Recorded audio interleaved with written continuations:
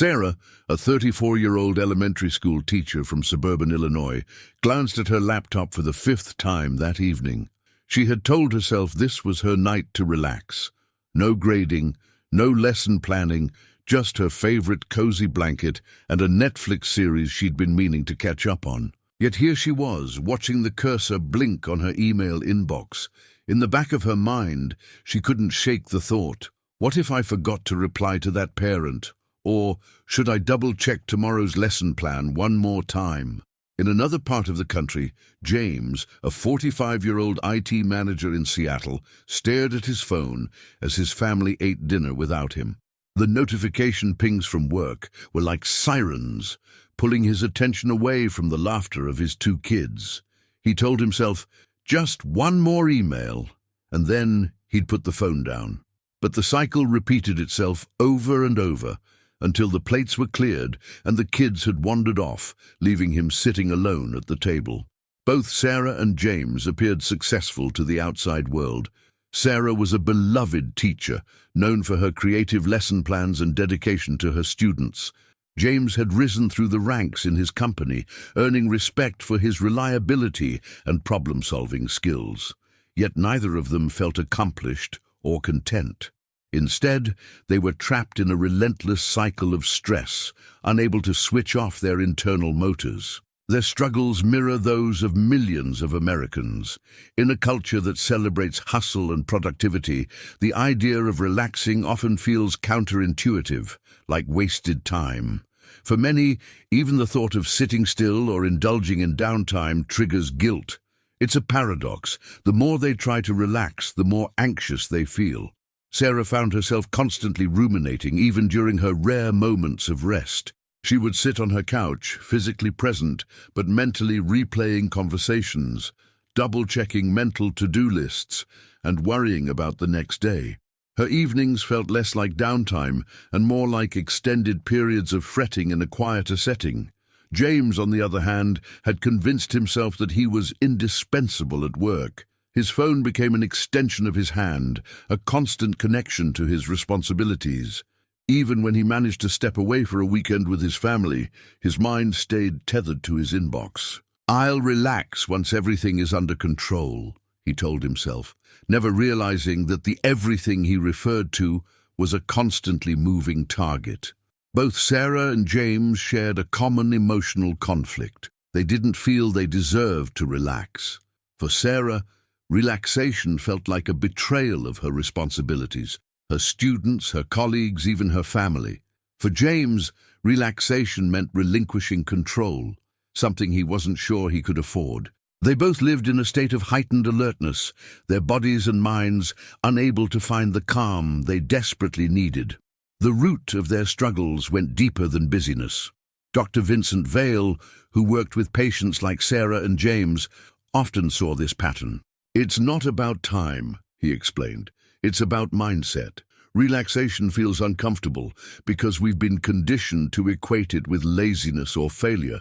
But the truth is, the inability to relax is a symptom of deeper fears. Fears of falling behind, of being judged, or of facing the emotions we've been too busy to process." For Sarah and James, the inability to relax was a symptom of a larger problem. An unbalanced life. Their constant need to stay on had led to sleepless nights, strained relationships, and even physical symptoms like headaches and fatigue. The longer they ignored the issue, the more severe the consequences became. If left unchecked, Sarah faced the risk of burnout, potentially walking away from a teaching career she loved. James, already dealing with chronic tension headaches, could face serious health issues if he continued to neglect his need for rest. Their personal lives were also at stake. Sarah's relationships with friends had faded as she became consumed by work, and James's inability to disconnect was driving a wedge between him and his family. But what if things could change? What if Sarah and James could find a way to relax, to truly let go of the stress that dominated their lives? The answer wasn't about escaping their responsibilities. It was about learning to approach them differently. Imagine Sarah rediscovering her evenings as a time for herself, feeling refreshed and ready to teach with renewed energy each morning. Picture James setting boundaries with work, fully engaging in his children's lives without the shadow of his inbox looming over him.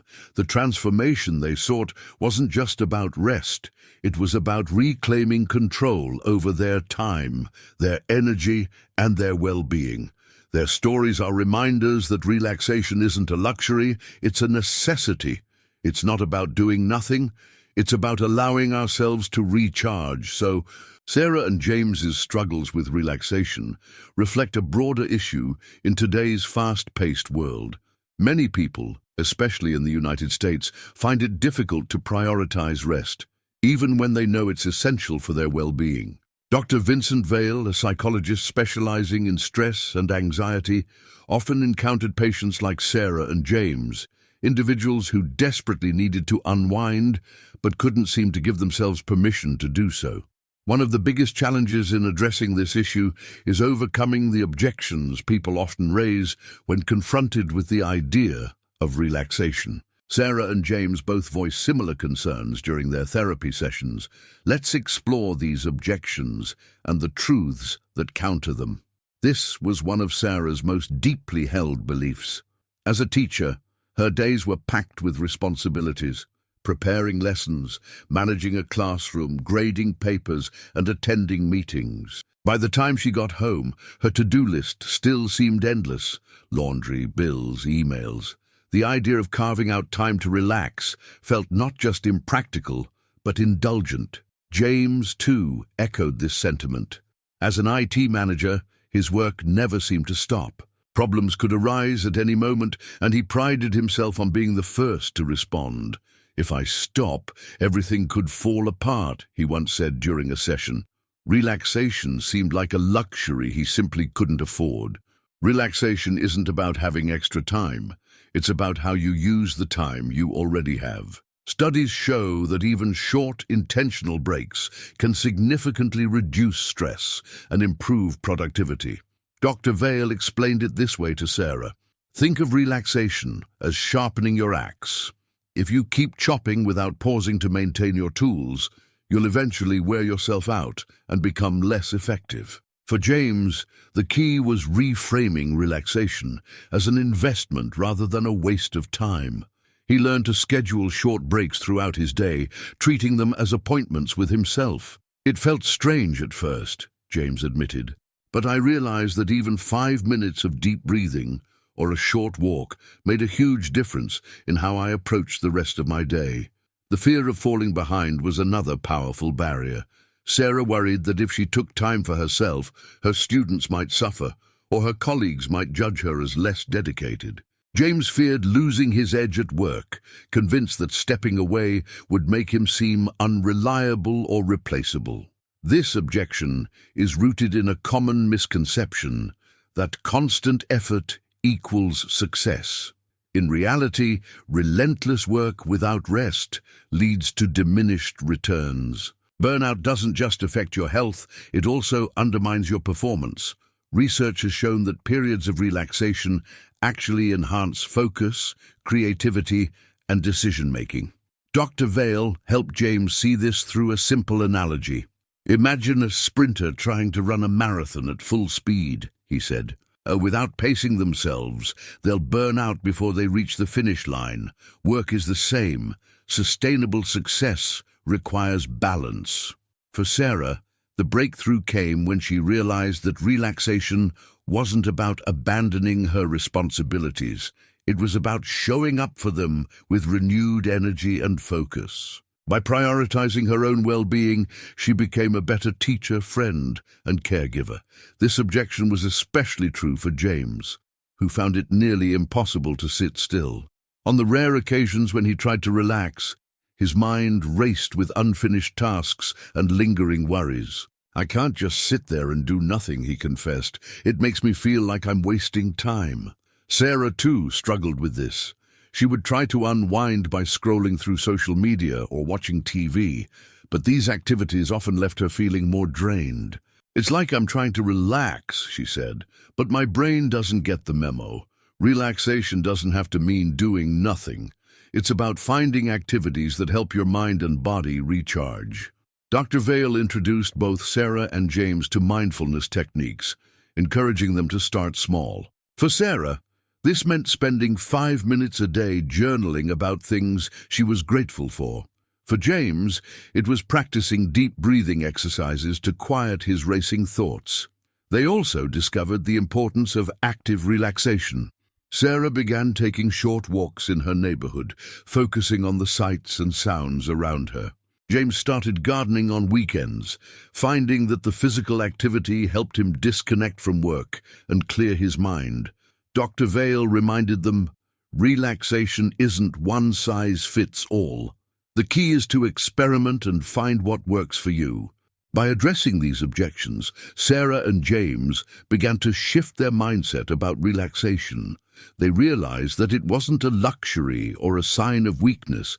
It was a vital part of living a balanced, fulfilling life. Through small, intentional changes, they started to reclaim their time and energy, proving that even the busiest people can find room for rest. As Dr. Vale often said, the question isn't whether you can afford to relax, it's whether you can afford not to. As Sarah and James reflected on their journeys, they began to see their inability to relax in a new light.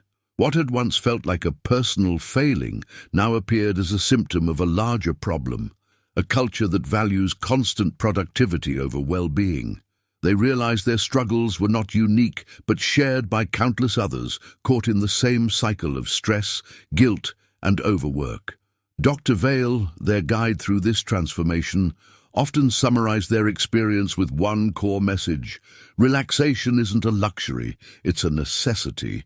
Sarah and James had started from a place of exhaustion, frustration, and helplessness.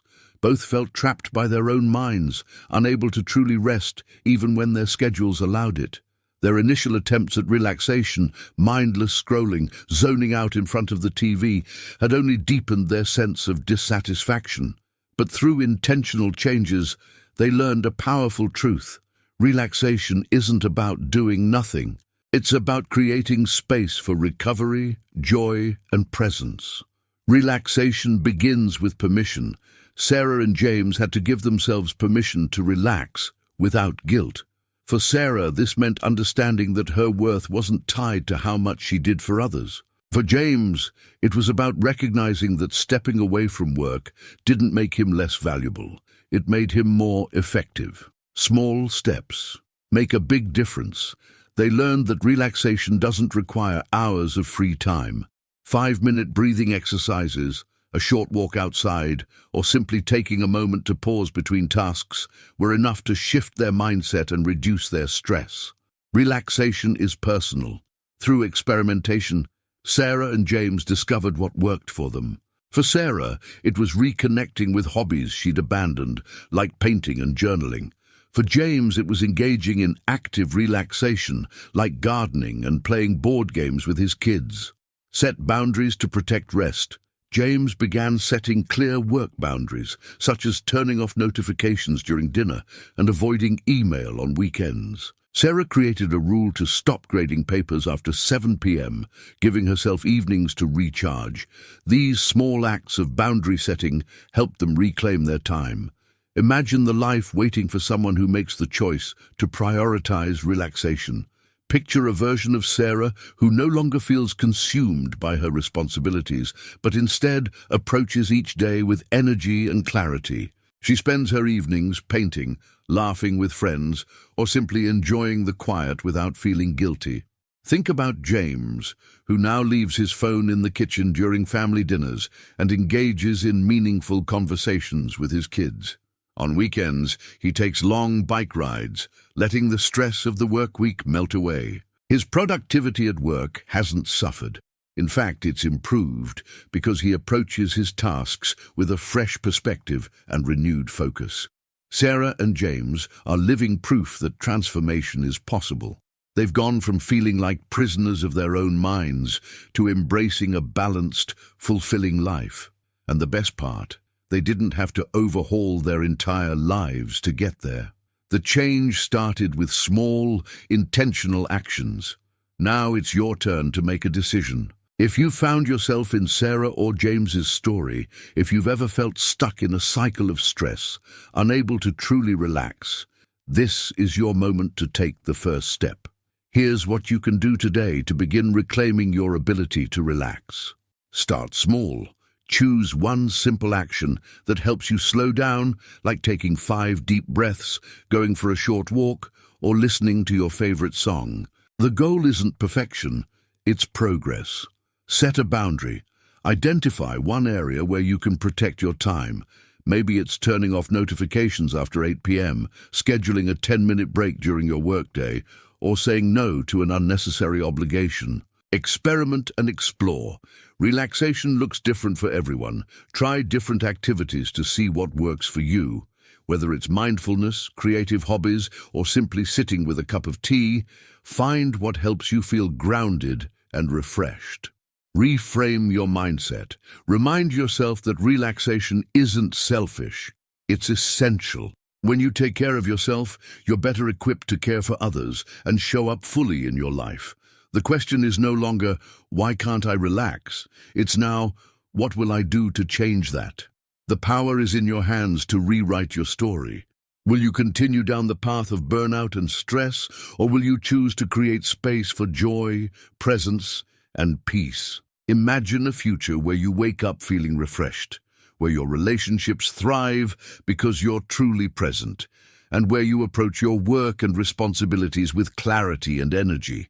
That future isn't far away. It starts with a single decision. As Dr. Vail often says, you don't have to do everything today. You just have to begin. Take that first step. Your future self will thank you.